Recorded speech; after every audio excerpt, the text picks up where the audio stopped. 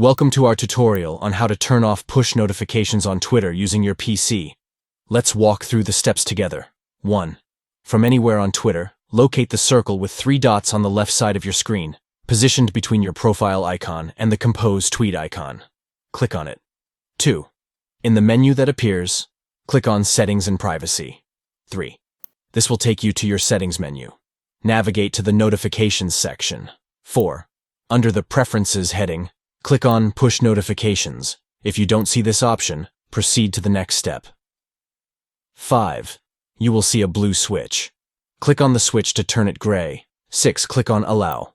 7. In the menu labeled Related to You and Your Tweets, ensure that the box next to Tweets in the first section is unchecked. This will prevent you from receiving account notifications. By following these steps, you can easily manage your push notifications on Twitter, ensuring a more tailored and streamlined notification experience. Thank you for watching. We hope this guide has been helpful in showing you how to turn off push notifications on Twitter using your PC.